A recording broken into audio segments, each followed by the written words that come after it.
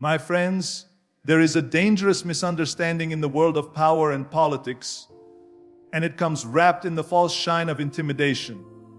America believes that by slapping tariffs, by threatening trade partners, by raising its voice louder than anyone else in the room, it can control the global economy. But this is not real strength. This is theater. It is an illusion carefully crafted to look like power. But the reality underneath tells a very different story. Because true strength does not come from bullying, it comes from building. True power is not in tearing down others, but in lifting up yourself. And when a nation bases its entire economic strategy on punishment rather than progress, on fear rather than fairness, then it is already sowing the seeds of its own downfall. Think about what happens when tariffs are imposed. At first, it sounds tough. We will make them pay. But who really pays? It is not the foreign factories or distant companies who feel the deepest impact. It is the workers back home, the families at the grocery store, the small businesses struggling to source materials, the consumers who see prices rise overnight. The illusion of strength crumbles when mothers and fathers cannot afford the very products they once took for granted, when industries face shortages, when farmers cannot sell their crops because export markets are closed to them in retaliation. That is not victory. That is self-inflicted pain disguised as strategy. The illusion becomes even clearer when we look at the chain reaction. Nations do not simply bow down to tariffs. They push back. They strike deals with each other. They innovate, they diversify, they adapt. Every action America takes in this so-called trade war creates a ripple, and those ripples turn into waves that come crashing back onto American shores. What was supposed to weaken others ends up strengthening them, and what was supposed to secure dominance ends up exposing vulnerability. That is the price of mistaking aggression for authority. Real economic power is built through trust, through cooperation, through innovation that inspires others to follow, not through intimidation that drives them away. But America's strategy of economic warfare tears at those very foundations. Allies begin to doubt.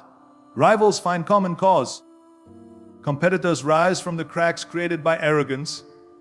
This illusion of strength blinds America to the bigger picture, where the rest of the world is quietly moving forward, while America stands locked in a battle with its own shadow.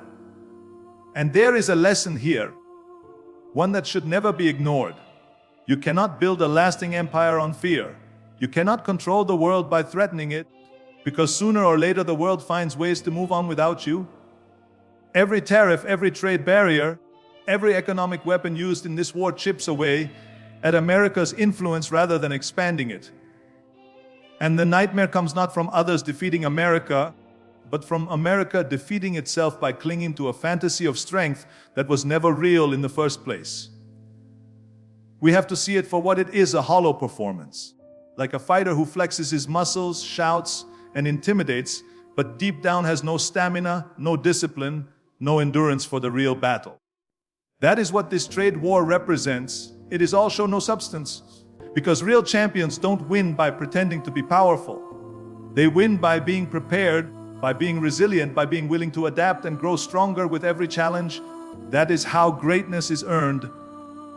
Not by breaking others, but by proving yourself again and again. The illusion of strength may fool some for a while, but reality has a way of catching up.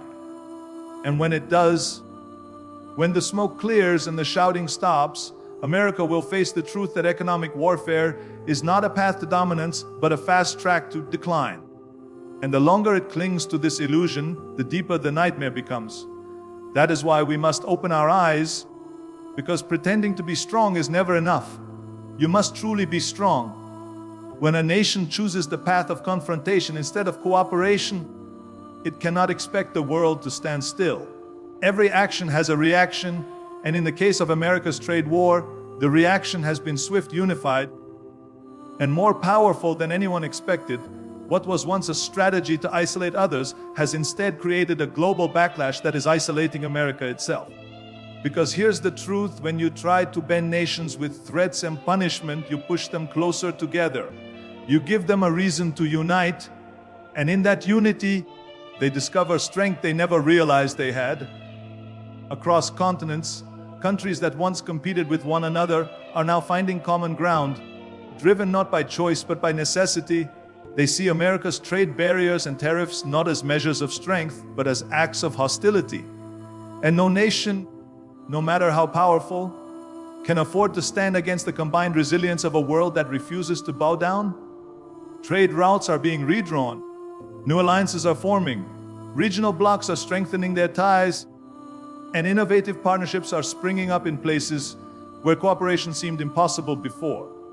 This is the real consequence of economic warfare. It accelerates the very changes it was designed to prevent. Instead of forcing dependence, America is fueling independence. Nations are investing in local industries, building supply chains that no longer rely on American approval or access. They are creating new markets, signing new deals, and diversifying their economies in ways that protect them from future coercion. What once was seen as unshakable American dominance is now being replaced by a multipolar world order where the rules are no longer dictated by one voice but shared by many. And every time America tightens its grip, the world slips further away from its reach. At home, this isolation does not appear overnight. It creeps in slowly, hidden behind numbers, behind rising costs, behind shifting alliances. But the reality is clear.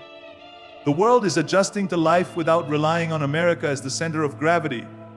Technology is being shared across borders without American oversight.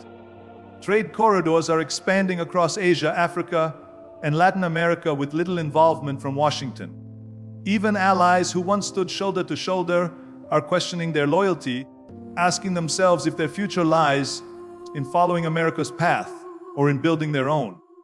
And the irony is that this backlash is not born out of hatred. It is born out of survival. Nations are simply doing what they must to protect their people, to secure their economies, and to ensure that their future is not held hostage to the unpredictable swings of American policy. America's aggressive trade war has, in effect, taught the world how to live without America. And once you learn to live without something, it no longer has the same power over you. But the greatest danger is not just economic, it is the loss of credibility. A nation that was once seen as the architect of global cooperation, the leader of free trade, is now seen as the destroyer of its own system. Trust once broken is almost impossible to rebuild. And trust is the foundation of influence. Without it, America finds itself standing alone, shouting into the void, while the rest of the world quietly moves forward. That is isolation in its truest form.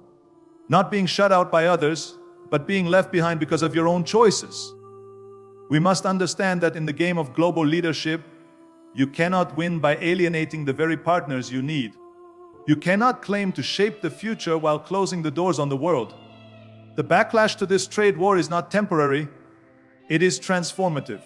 It is reshaping the global order in ways that will outlast any administration, any political cycle, any single policy.